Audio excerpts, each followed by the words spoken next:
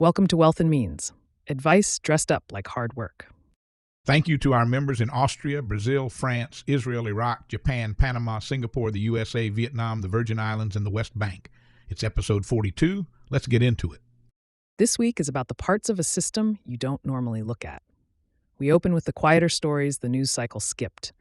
A satellite that found a hummingbird in Antarctic ice, a chip that can slow down light, and a wave of infrastructure quietly becoming programmable, from payment rails to power grids. Then we wake up ready for a genuinely loaded week ahead, where a Fed decision and the biggest earnings on the calendar land on the very same afternoon. After that, we get practical. The knowledge bomb is about the least glamorous corner of personal finance, insurance, and why the thing protecting your future is usually the thing you're most tempted to skip. Humor me stays in that same territory, because America has developed a truly sophisticated theory of risk that somehow protects the phone and forgets the paycheck. The greater debate puts two thinkers on stage to argue about whether the phone is just the latest moral panic or an engineered environment children were never meant to inhabit alone. And Let's Invent Again takes us to a German airfield in 1939 where a 27-year-old physicist decided to stop improving the propeller. One thread holds all of it together. The systems that actually run your life are rarely the ones you're looking at. Let's go.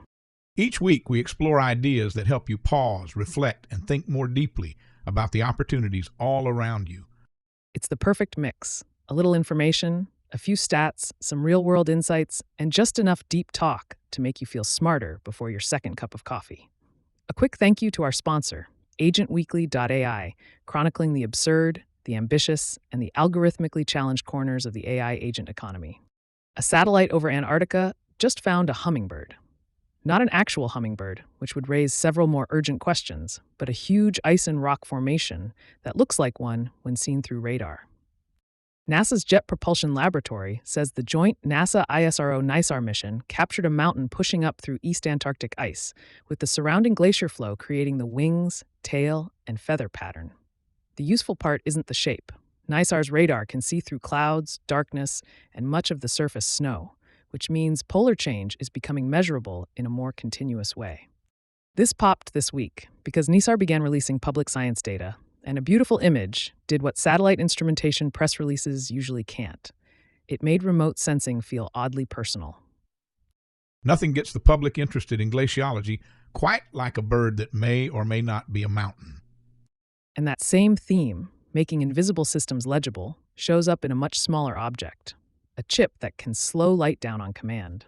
Science Daily highlighted new work on a programmable photonic chip that gives engineers more control over how light moves through an optical circuit.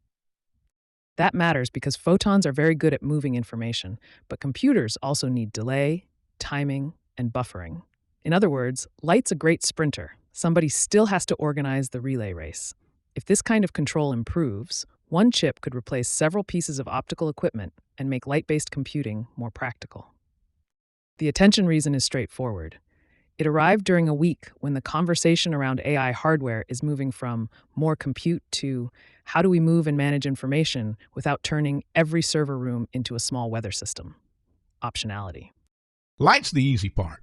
Traffic control was always the hard part. That leads naturally to the more radical question. What if the answer isn't a better chip, but a different kind of computer? Neuromorphic computing tries to process information more like a brain, combining memory and computation, so data doesn't have to shuttle endlessly between the two.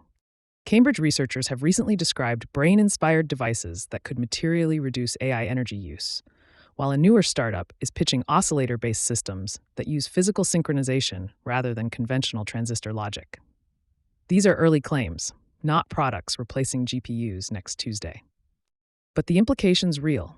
The AI hardware race may not be a one-horse race between ever larger chips and ever larger power bills. It gained attention this week because the photonics story gave people a new category to consider, hardware designed around the physics of the job, rather than brute force electricity. The old model is build a bigger factory. The new model may be ask the laws of physics to work a double shift. If computing gets cheaper and more specialized, education may be one of the first places the change becomes visible. Y Combinator's current startup requests make a blunt point. One-on-one tutoring has historically been reserved for people who could afford it, and AI could bring something closer to adaptive instruction to many more students. The key fact is that these tools aren't just chat windows answering homework questions. The better versions are trying to diagnose what a learner missed, adjust the next lesson, and change pace before the learner quietly falls behind. Why it matters is personal economics. A credible tutor could lower the cost of remediation, test preparation, and career retraining. It surfaced this week because the conversation is shifting from can AI explain algebra to can it build a durable learning loop without replacing the teacher with a subscription screen. The demo that impresses isn't the one that answers the question. It's the one that notices you didn't understand the last one. From personalized education to personalized medicine, Freenome has completed its merger with Perceptive Capital Solutions and begun trading as FRNM on NASDAQ. The company's pitch is blood-based, multi-cancer detection using AI and multi-omics, essentially trying to find cancer signals through patterns in biology before symptoms force the issue. NASDAQ confirmed the business combination became effective on July 20th. The important wrinkle is that early detection isn't automatically the same thing as better outcomes. Freenome's recent colorectal screening data were mixed, and the company's entering a field where accuracy, follow-up procedures, reimbursement, and patient behavior all matter as much as the algorithm. That's why the listing matters. Public markets are now being asked to price not just a test, but an entire economic model for catching disease earlier. Which is a reminder that AI found a signal, and the healthcare system knows what to do with it, are two very different milestones. Now, from blood tests to bank rails, the Genius Act has moved stablecoins from a crypto subculture argument into a regulatory implementation project. Treasury's proposed rules focus on the practical plumbing. Permitted issuers are treated as financial institutions for anti-money laundering purposes, while the law requires one-to-one reserve backing in liquid assets and regular disclosure. The hook is that the exciting use case may be the least cinematic one. A business paying overseas suppliers, moving payroll, or settling treasury transfers without wading through the ordinary chain of banks and cutoff times. The reason this is gaining attention now is that regulation is turning a theoretical category into something compliance teams, banks, and software companies have to operationalize. The story's no longer will stablecoins exist, it's who's trusted to run them. The moment something gets a rule book, it stops being a rebellion and starts being an industry. That question, who runs the rails, has become a European political economy story too. Europe's payment sovereignty push is aimed at reducing dependence on Visa and MasterCard, with domestic networks, the European Payments Initiative, and the digital euro debate all part of the picture. Reuters has reported that European central bank officials see geopolitical risk as a stronger case for payment autonomy. The practical concern isn't that Europeans suddenly dislike tapping a card at a cafe. It's that cross-border payments, card data, and critical network access sit heavily inside systems controlled outside Europe. This popped again this week because payment sovereignty is starting to sound less like bureaucratic vocabulary and more like the same strategic dependence debate Europe's already had over energy, cloud computing, and semiconductors. Every country eventually discovers that a payment network isn't merely a payment network. It's a foreign policy argument with a checkout button. And when money rails become political, communication rails rarely stay neutral for long. Searches around WhatsApp web proxies are a small but revealing signal. WhatsApp itself provides instructions for setting up a proxy connection, designed to help users reconnect if direct access to the service is blocked or disrupted. The technical detail is simple. A proxy becomes an alternate path to the messaging service. The larger implication isn't. Demand for these workarounds can reveal where ordinary communication is running into censorship, shutdowns, or unreliable infrastructure. It surfaced this week because the term began appearing as a rising search query, not because proxy setup is exciting, but because people usually search for it when their normal connection has stopped being dependable. You can tell where the internet is breaking by watching what people suddenly have to look up. The next infrastructure problem isn't a message failing to send. It's a power system receiving a bad instruction. Smart grids increasingly connect distributed solar, batteries, electric vehicles, sensors, and automated controls. That makes electricity more flexible, but it also creates more places where false data, delayed commands, or compromised devices can interfere with the physical system. Recent research and industry work have focused on anomaly detection and resilient control in microgrids, smaller power networks that can be especially exposed because they depend on digital communication to balance supply and demand. Why this matters is that cyber risk becomes physical much faster in a grid than in a spreadsheet. This week's attention came from renewed debate around AI-enabled infrastructure. As automation reaches the edge, security can't remain an afterthought, added after the smart meter's already on the wall. A hacked spreadsheet ruins your afternoon. A hacked substation ruins your neighborhood. Data also decides what gets missed in sports, and one quiet preseason signal is LSU receiver Eugene "Tree" Wilson III. The former Florida standout transferred to Baton Rouge after 2 injury-shortened seasons, but LSU's official roster notes that he still arrives with 107 career catches, more than 1,000 yards, and 10 touchdowns, and a freshman All-America season already on the resume. The story is not that a transfer exists. College football has plenty of those. It is that the portal increasingly functions like a market for players whose value is obscured by injury, poor fit, or unstable quarterback play. A healthy Wilson in a new offensive system could be a better bet than the headline-grabbing recruit whose numbers came in perfect conditions. It is getting attention now because preseason receiver rankings are starting to sort proven production from pure projection. The portal used to be a backup plan. Now it is football's version of buying a very talented asset after an ugly quarter. That same logic, an established asset finding a second life in a new system, shows up in gaming. Baldur's Gate 3 is still generating attention well after its conventional release cycle because its hard mode community keeps creating new reasons to return. The appetite is for increasingly elaborate challenge runs and mods that make a finished game punishingly difficult again. Players are effectively manufacturing a second life for a single-player title. Larian has supported modding and community content, and the result is an ecosystem of streamers, guides, custom scenarios, and stories about losing 60-hour runs to one bad decision. Commercially, that matters. Games no longer have only a launch window and a sequel window. A highly engaged community can keep generating attention, content, and value between them. It surfaced this week because another honor mode catastrophe went viral. Proof that failure is still one of the internet's most renewable resources. Nothing keeps a game alive like the public, permanent record of somebody losing it. Speaking of voluntary hardship, there's growing attention around social jet lag, the difference between the sleep schedule people keep during the work week and the one they keep on weekends. The key point isn't that sleeping in is illegal.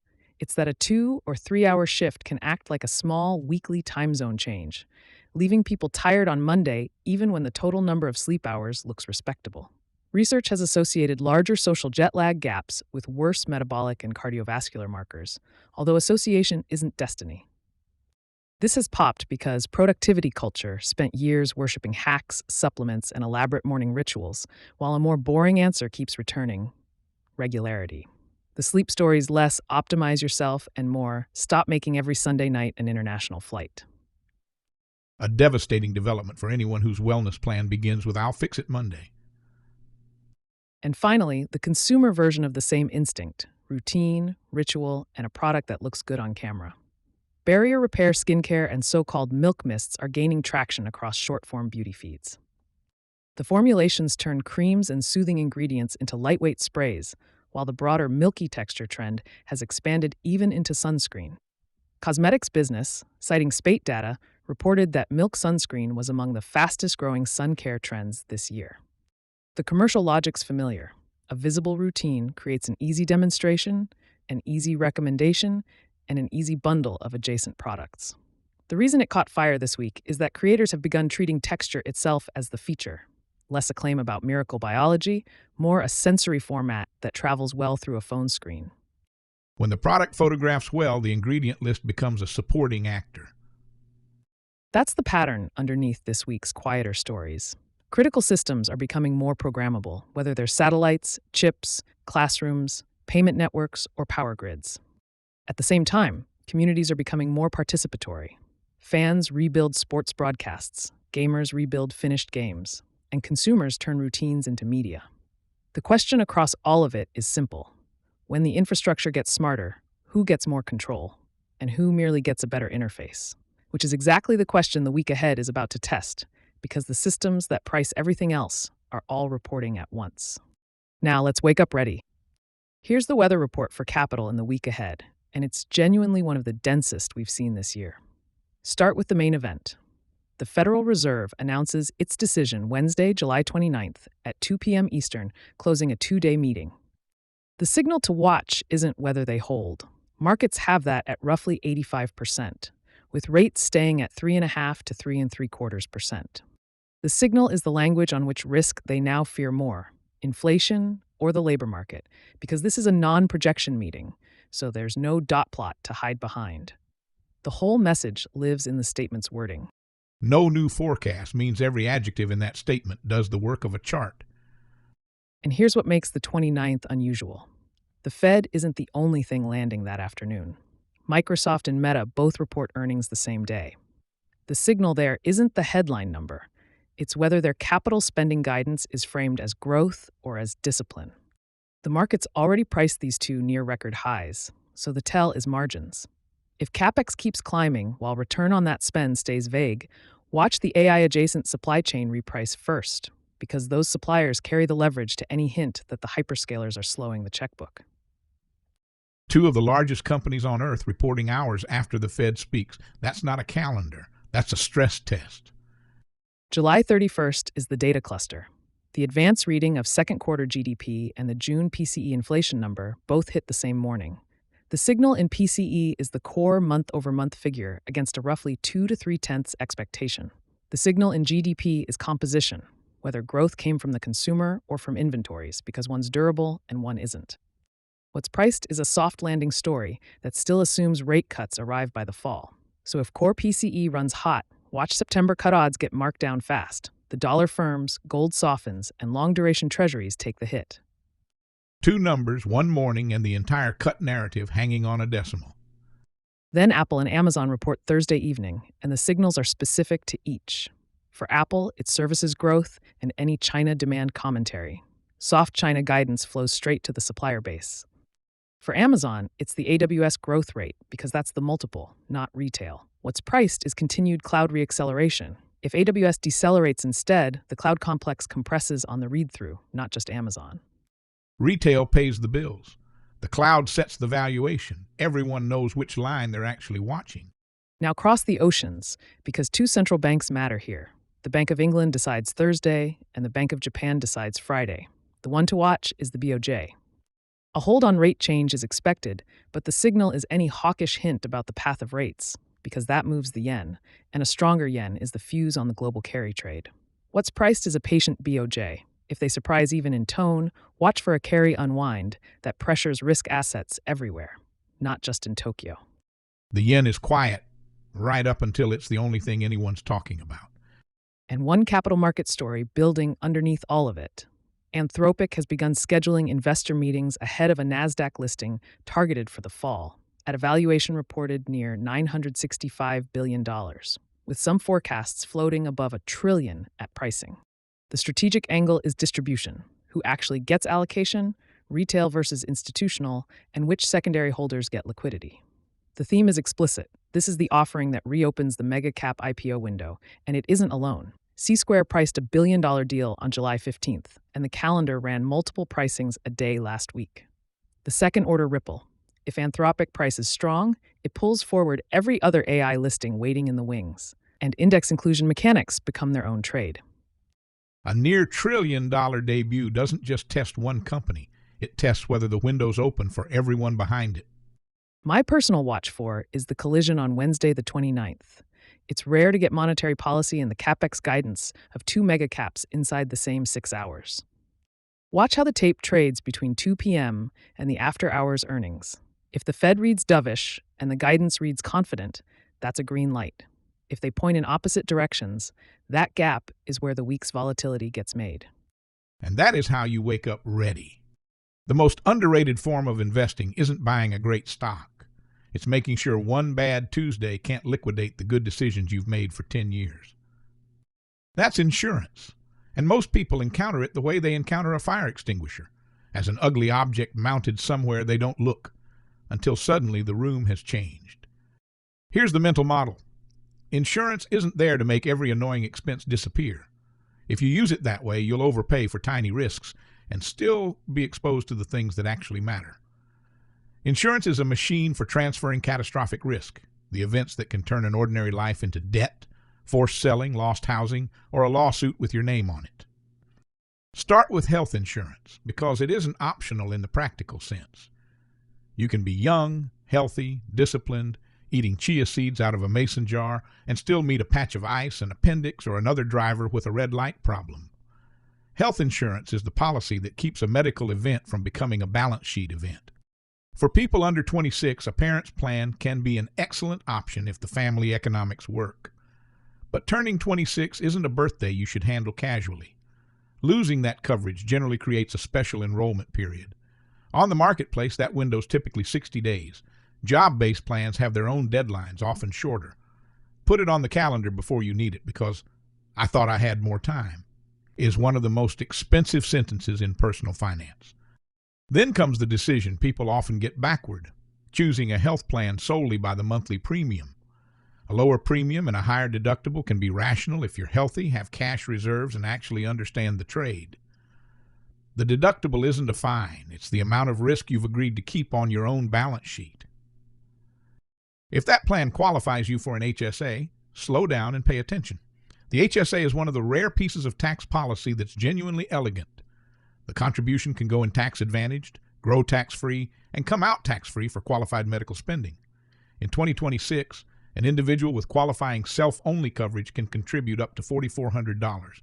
That isn't merely a doctor bill account. For someone who can afford to pay today's smaller medical expenses from cash, it can become a long-term reserve for the healthcare costs waiting on the other side of retirement. But don't turn the HSA into a religion. A high deductible plan is only attractive if you can survive the deductible without putting the bill on a credit card at 28%. A tax advantage is wonderful. An emergency room is still more immediate. Next, auto insurance. The phrase full coverage is one of the most successful vague phrases in American commerce. It can mean different things depending on the carrier, the dealer, the car, and whoever's trying to sell it to you on a Thursday afternoon. The part to focus on first is liability coverage, the money available when you injure someone or damage their property. State minimums are legal minimums, not sensible financial minimums. The state's telling you the smallest policy it'll tolerate, not the amount of protection a serious accident requires. If you cause a collision that injures someone, the bill isn't limited by the amount of insurance you bought. Medical costs, lost wages, property damage, and legal fees can all exceed a thin liability limit. The insurer pays up to the policy limit. The remaining liability can become very personal very quickly. Collision and comprehensive protect your own vehicle. They matter especially if the car is financed because the lender has an interest in the collateral remaining a car and not becoming a charcoal-colored sculpture after a hailstorm. But liability is the coverage that protects your future income and assets. That's the one to strengthen first. Then there's renter's insurance, the financial product most likely to be skipped by someone standing in an apartment full of things that cost 5 figures to replace. Your landlord's policy covers the building. It doesn't cover your laptop, furniture, clothing, camera equipment, or the hotel bill if a burst pipe makes the apartment unlivable. More important, it usually doesn't cover your personal liability if someone's injured in your home. Renter's insurance is rarely exciting. Neither is discovering that a neighbor's washing machine has turned your living room into a shallow indoor lake. The policy's cheap because it pools a risk that feels improbable right up until it happens. Get it when you move in. Bundle it with auto insurance if the discount's real. And make a simple video of what you own, room by room, because you won't remember every possession after a fire.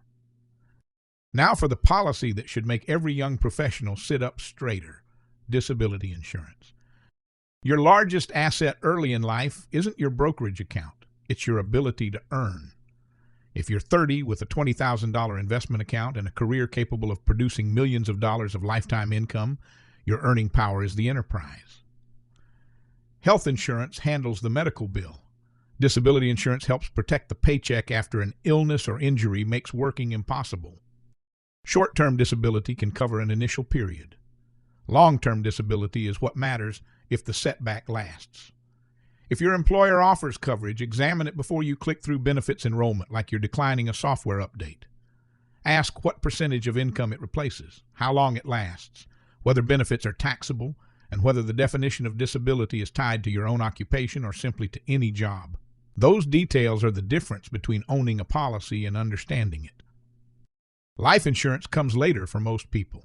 If nobody depends on your income and nobody's exposed to a debt because of you, a large life policy may be a solution in search of a problem. But the math changes when you buy a house with a partner, have children, or co-sign debt that'd survive you. That's when term life insurance earns its place. It's simple. Buy enough coverage for the years in which your income is doing essential work for a fixed period at a fixed premium. Don't confuse insurance with an investment product just because someone put a cash value illustration in a glossy folder. As your life starts to accumulate things worth protecting, savings, a home, investments, future earnings, consider an umbrella policy. This is the least glamorous $1 million you'll ever buy. It sits above your auto and homeowners or renters' liability limits and activates after those policies are exhausted. Think of it as the roof over your other insurance. You hope it does nothing. That's exactly the point. So here are the 3 rules. First, insure catastrophes, not inconveniences. Keep deductibles high enough to lower premiums when you have the cash to handle them. Don't buy expensive protection against every $200 annoyance while leaving a 6-figure liability hole in your life. Second, insure the thing that creates everything else, your earning power. A young person without a disability plan can be more exposed than a retiree with a modest portfolio because the young person's future income is still the main asset. Third, treat life changes as insurance events. New job, new apartment, new car, marriage, divorce, child, house, meaningful raise. Each one changes the map. Your insurance should be audited at least once a year, preferably around your birthday, when you're forced to confront both your age and your paperwork. We spend a lot of time discussing how to build wealth. But durable wealth isn't just what you accumulate, it's what you prevent from being erased. Insurance will never give you the dopamine hit of a stock chart going up and to the right.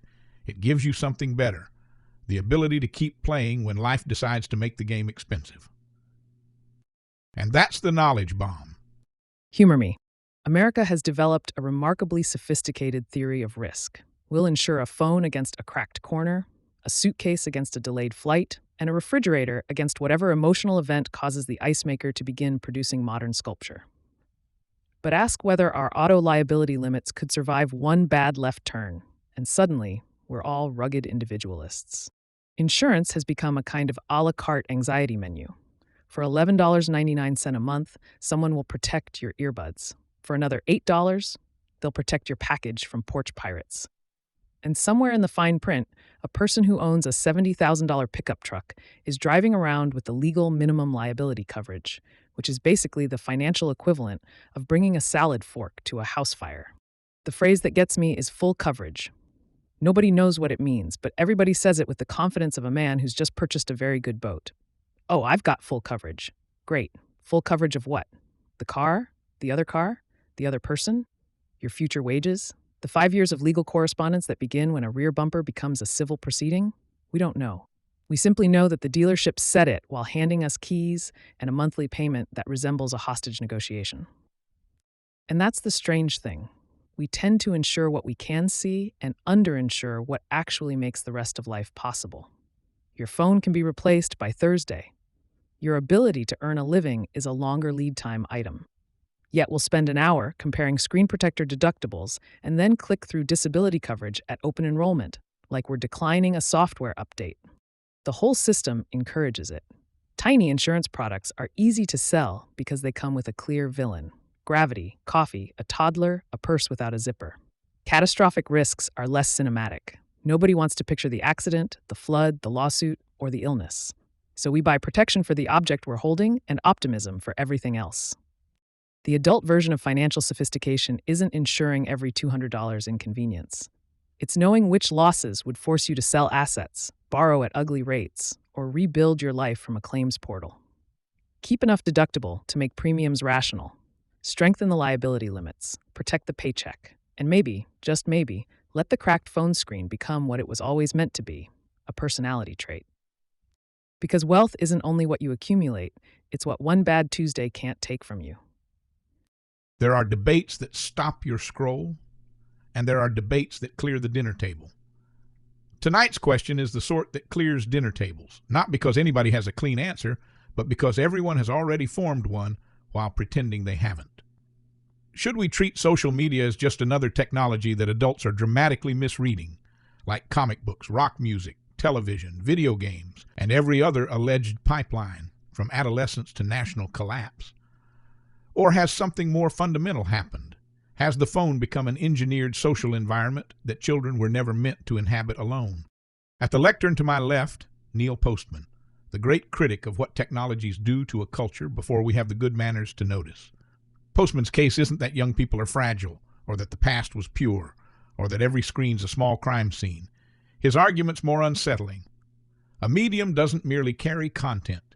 It rearranges what kind of attention feels natural, what kinds of knowledge have authority, and what kind of person the culture rewards. Change the medium, he says, and eventually you change the mind that lives inside it. At the lectern to my right, Dana Boyd, the scholar of teenagers' actual social lives rather than adults' imagined versions of them. Boyd begins with an inconvenient question.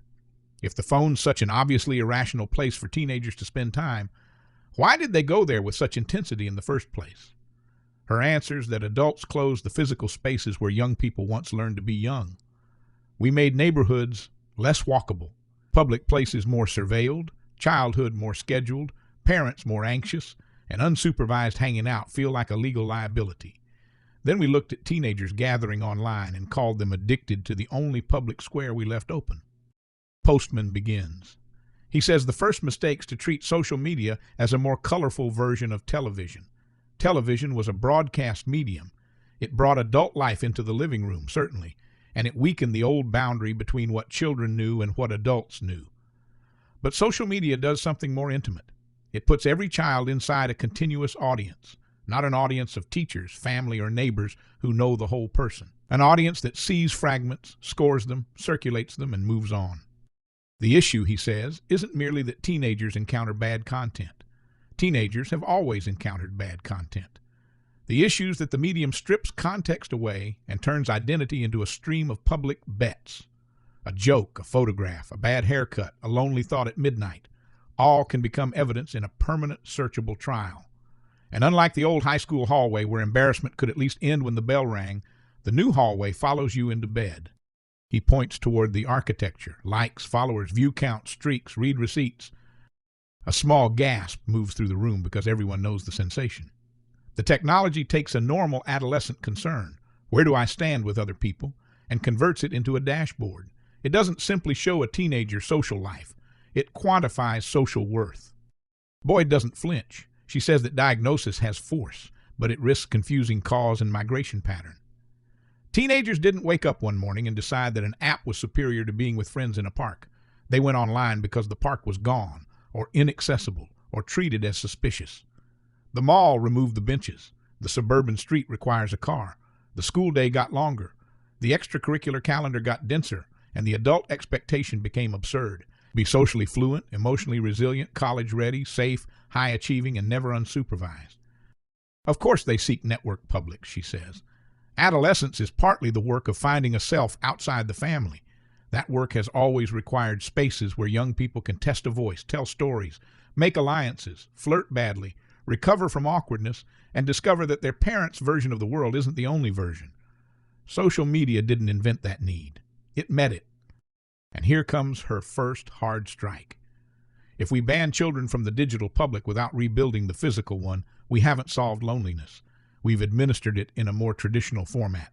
We'll congratulate ourselves for taking away the phone while offering no bus route, no third place, no affordable recreation, no margin in the family schedule, and no permission to wander. That, she says, isn't child protection. It's policy theater with excellent screen time reports. The room settles. Postman returns, quieter now. He grants the point. A society that gives teenagers nowhere to go shouldn't be shocked when they go everywhere through a screen. But he says Boyd's account explains the demand. It doesn't acquit the supply. Because this isn't a neutral town square that teenagers happen to discover. It's a town square whose pavement changes shape beneath each person's feet. The platform observes hesitation, rage, curiosity, insecurity, boredom, desire, and learns. Then it returns a more gripping version of what kept you there yesterday. The child isn't simply choosing an environment. The environment's choosing, iterating, and optimizing its next move against a developing brain. That's the difference between social media and the old moral panics, he says. Rock music could be loud, provocative, even ridiculous in a leather vest and a 6-minute guitar solo, but it wasn't dynamically personalizing itself to the listener's vulnerabilities. Television could be numbing, but the show ended. You had to get up to change the channel, and eventually the station signed off. The infinite feed has no natural stopping point because stopping isn't its business model. Now the sharper language arrives. Variable rewards, the refresh gesture as a lever pull, the notification as an unpredictable payoff, the next clip, the next message, the next tiny signal that someone somewhere has remembered you. Postman says we should be careful with the word dopamine because it can make ordinary human behavior sound like a lab rat with a mortgage. But the underlying design's plain. When rewards are uncertain, repeated checking becomes powerful. And when the system can continually improve its prediction of what'll keep you checking, restraint can't be treated as a purely individual responsibility. Boyd answers without defensiveness. Yes, she says. The behavioral design matters. The asymmetry matters. A teenager isn't negotiating with friends alone. They're negotiating with companies that employ sophisticated systems to capture attention at industrial scale. To say social context matters isn't to declare the technology innocent. But then she asks whether Postman's diagnosis can become too majestic to be useful. The medium shapes us is true, she says, but it can become a fog machine. It lets schools, parents, cities, lawmakers, and platform companies all point upward at technology as though it were weather. It can make a social failure feel inevitable when it was built through choices, product choices, zoning choices, transportation choices, school policies, labor patterns, and the choice to let children's social lives become a monetizable data stream. That lands. The fear of technology, she says, has often been a way for adults to avoid examining the conditions adults created. If we want less phone-based childhood, build a childhood with somewhere else to be. Give young people privacy without isolation, independence without abandonment, and real public space rather than a digital substitute financed by their attention. Postman's response rattles the room. He says, absolutely, build the parks, restore the sidewalks, let teenagers gather without treating every unscripted hour as a security breach. But don't imagine that a basketball court defeats a machine designed to arrive in your pocket at 11:47 p.m. after the basketball court's dark, offering a personalized stream of status anxiety, intimacy, outrage, and entertainment. The physical world must be rebuilt, yes. Yet, the architecture must also be constrained. This is where the debate turns from diagnosis to duty. Postman argues for friction, age-appropriate design, limits on autoplay and endless scroll, real privacy protections, a prohibition on treating children's attention as raw material. He isn't asking for censorship of every ugly idea. Content rules alone are too often a game of whack-a-mole. He's asking whether society will permit a child's social world to be governed by a scoreboard and a casino mechanic. Boyd agrees more than some listeners expected. She acknowledges that platforms can't be treated as innocent pipes and that parents can't individually out-discipline systems designed by teams of behavioral scientists and growth engineers. But she gives her own warning. A blunt under-16 ban may protect some children while cutting off others. Young people whose local world's too small or hostile to contain the people who understand them. The digital public can be corrosive. It can also be a lifeline. Policy that can't see both is policy that'll injure someone in the name of simplicity. And there it is. Postman concedes that the past contained no golden age of childhood. The neighborhood could be cruel, the family could be suffocating, and physical proximity was never the same thing as belonging. Boyd concedes that teenagers use these tools creatively isn't an answer to a system built to exploit their attention. Neither is retreating to the comfortable fiction that this is just the latest adult panic over kids having fun incorrectly. So what were they actually arguing about? Postman was asking a question about design. What does this machine do to a mind while the mind is still forming? Boyd was asking a question about conditions. What did we take away from children that made this machine the only door left open? Those aren't the same question, and that's why neither answer defeats the other. One is about the thing in the pocket. The other's about the world outside the pocket that got smaller until the pocket was all that remained. Step out of the theater for a moment. The practical consequence is this. A family can do everything Postman wants, limits, friction, later phones, and still lose if the neighborhood offers a child nothing Boyd describes. And a community can rebuild every park Boyd wants and still lose if the machine in the pocket is engineered to be more rewarding than any park could ever be. The honest position isn't picking a lectern, it's admitting the fix requires both at the same time, which is precisely why it's so rarely attempted. And that is the greater debate. Let's invent again. Let me take you back to the final days of August in 1939. Europe's holding its collective breath. In less than a week, armor will cross into Poland, and the world will permanently fracture. But on a quiet airfield in northern Germany, a 27-year-old physicist is about to alter the trajectory of human history, and he's doing it not with a weapon, but with a piece of propulsion technology that'll eventually stitch a broken world back together. That physicist is Hans von Ohain, and on that late summer morning, he stood on the tarmac and watched an experimental airplane called the Heinkel 178 roll down the runway. As it lifted into the sky, it made a sound no one on Earth had ever heard before. There was no propeller tearing at the air. There was no rattling piston engine shaking the fuselage. There was only a smooth, deafening roar. Von Ohain had just successfully demonstrated the world's first working turbojet engine. To understand why this moment matters to anyone building companies or allocating capital today, we have to rewind to 1935. Von Ohain was finishing his doctorate in physics at the University of Göttingen. The popular legends that he was driving a sports car and found himself endlessly annoyed by the massive vibrations of the piston engine. Whether that story's perfectly accurate or just a useful foundational myth, the core engineering truth was obvious to him. Piston engines were inherently violent. They rely on heavy metal parts changing direction thousands of times a minute. Intake, compression, combustion, exhaust. A piston has to stop and reverse course constantly. In the world of aviation, this mechanical violence created a hard aerodynamic ceiling. By the mid-1930s, engineers knew that if you wanted a plane to fly faster or higher, you needed a bigger engine, which meant more weight, which meant more drag. The prevailing wisdom of the aviation establishment was to just keep optimizing the propeller. Legacy manufacturers were throwing millions of dollars into making lighter pistons, exotic fuels, and highly engineered propeller blades. They were aggressively trying to squeeze incremental gains out of a technology that had definitively reached the end of its S-curve. Von Ohain realized that optimizing the propeller was a fool's errand. He didn't want to iterate. He wanted to jump to an entirely new paradigm. His mental model was simple but radical. What if, instead of using pistons to drive a propeller to push air backwards, you just push the air backwards directly? What if the process was continuous rather than reciprocating? The turbojet engine he designed operated on a brilliantly elegant principle. It sucked air in through the front, compressed it by forcing it into a smaller space, mixed it with fuel, ignited it, and blasted the exhaust out the back. The beauty of this system was its continuity. There were no pistons vibrating themselves to death. The only major moving part was the central shaft connecting the turbine at the back to the compressor at the front. The faster the aircraft flew, the more air it scooped up and the more efficient the engine became. It was a machine that actually preferred to fly fast and high, operating best in the exact conditions where piston engines gasped and choked. But having a theoretical breakthrough's useless without capital and a platform to build it. When von Ohain built his first rough prototype, a garage experiment that shot massive flames and nearly deafened his assistants, the established aircraft engine manufacturers wanted nothing to do with it. They were highly profitable, heavily subsidized by the government, and entirely focused on optimizing their existing product lines. This is the classic innovator's dilemma, playing out decades before the concept even had a name.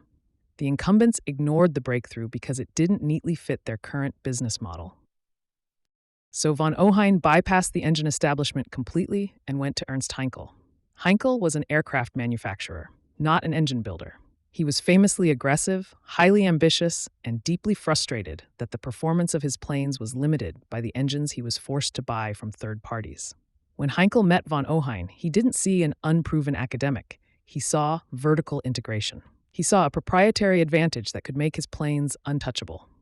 Heinkel acted exactly like a modern venture capitalist. He gave the young physicist a secluded space, a blank check, and a dedicated team of mechanics, telling him to build the future in absolute secret. That secret project culminated in the historic flight of August 1939. But here's where the story gets deeply fascinating from a market perspective. You'd reasonably assume, that a working jet engine, demonstrated on the eve of a global war, would receive massive, immediate backing from the state. It didn't. The German High Command was completely indifferent to the breakthrough. The military bureaucracy was focused entirely on the short term. They needed thousands of conventional planes right away for the immediate conflict, not a radical new technology that might take 5 years to perfect and deploy at scale. They viewed von Ohain's jet as a science fair project, an expensive distraction from the main assembly lines. Because of this bureaucratic myopia, the jet engine didn't mature fast enough to alter the outcome of the war. By the time the establishment realized the strategic imperative of jet propulsion, it was simply too late. The lesson here is brutal but clear. Incentive structures dictate the pace of innovation.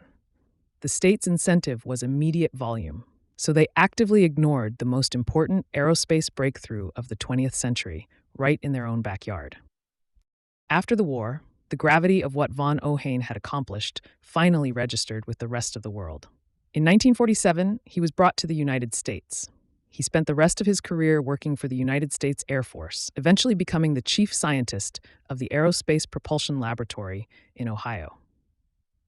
The technology he pioneered was rapidly commercialized, and its true legacy turned out to be far more profound than military dominance. The turbojet engine became the foundational infrastructure of modern globalization. Before the jet age, international travel was the exclusive domain of the ultra-wealthy, and it took weeks to cross oceans by ship. The jet engine shrank the planet. It collapsed geography. It made the modern, just-in-time supply chain possible. Every time you track an overnight package from Shenzhen to San Francisco, and every time a founder flies across the country for a pivotal board meeting, you're riding the shockwave of von Ohain's refusal to build a better propeller. When we look back at Hans von Ohain, the takeaway isn't just about a clever piece of thermodynamics. It's a masterclass in recognizing when a technological paradigm is fully exhausted. The incumbents in the 1930s were brilliant engineers, but they were trapped by their own deep expertise. They knew everything there was to know about piston engines, which blinded them to the fact that piston engines were no longer the right answer. True builders don't ask how to improve the existing system by 5%.